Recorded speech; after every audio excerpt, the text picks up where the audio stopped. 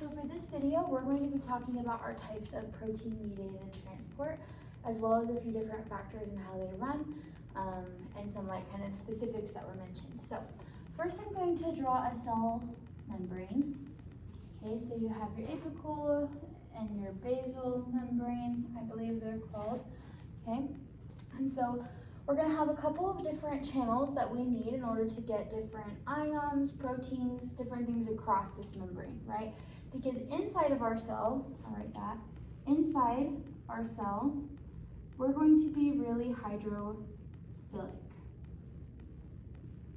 Okay, but outside we're going to be hydrophobic, right? We have our phospholipid bilayer. So sometimes things are either too big or they're hydrophilic and they need help getting into our cell. So the first one that we're going to be talking about is going to be our channel. Yeah, our channel, what would you call them? Channel proteins, okay? So you have a channel like this, and it's just a tube, okay? It's just going to be a tube, and it's going to allow things to come in like this. So for this one, I'm just going to put sodium, okay? So this is an open tube that's going to allow you to have molecules diffuse through here. There is a couple different types of our channels though. Okay, so the first one is going to be our voltage gated channels. Okay, so our voltage gated channels are going to be usually very involved. All of the ones that I mentioned, I'm going to refer back to our action potentials. But for example, for our voltage gated sodium channels, that's in our action potential, that's going to depolarize the cell. So essentially, when the inside of the cell gets to a certain voltage, right, there's kind of a flap over this. We'll do it in a different color.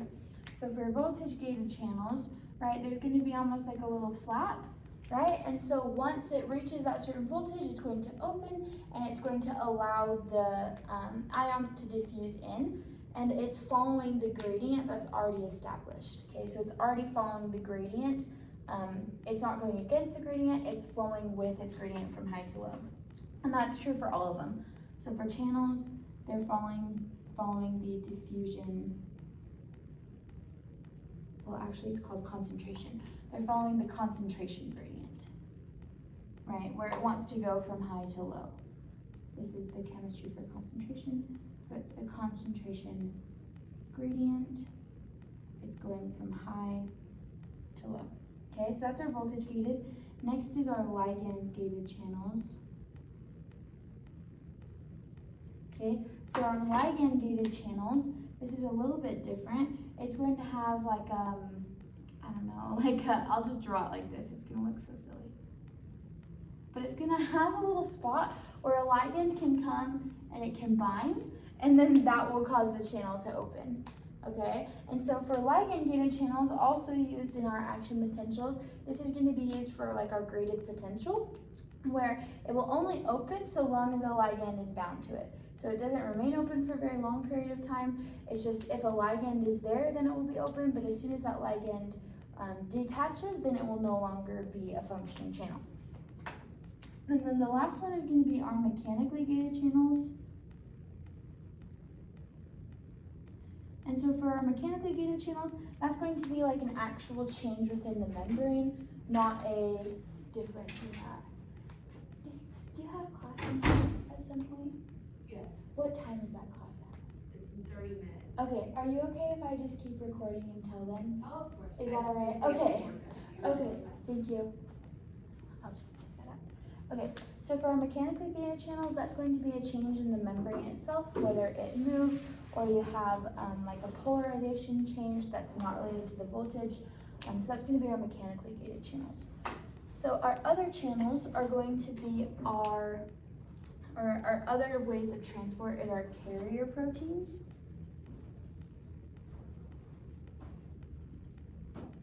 Okay, so for our carrier proteins, this is a little bit different because it's not just an open tube. However, it still is going to follow the concentration gradient. It still is going to want to go from high to low, but it's not an open channel like the channels are. Instead, it's going to have kind of like a pocket, right? And so you can have your ion come and it can bind in here. And then it's going to have a shift in structure. And it's going to look like this. And so now it had a conformational shift. And so now your ion's in there. And then it's gonna dump it out on the other side of the membrane, but looks very similar. And so then it will go through like that. Okay, and so it's a conformational shift.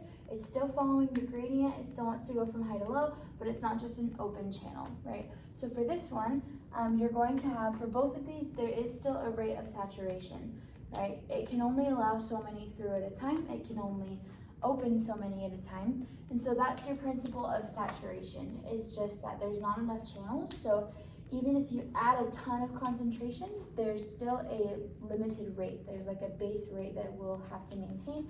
So that's our rate and our saturation.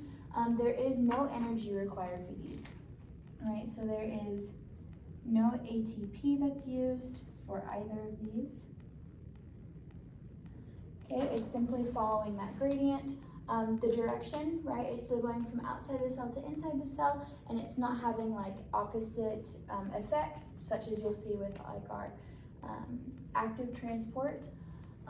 Competition, you may have different ligands competing, or you may have like an antagonist that looks similar that combine, but it is very specific to those specific ions. So there's voltage-gated sodium channels, voltage-gated potassium, chlorine, right? And so you're going to have a high specificity for each of these channels, and I think that's it for those. Okay, so then the last one, or the last two, I guess, that we're going to talk about is going to be our active transport. And there's primary and then there's secondary active.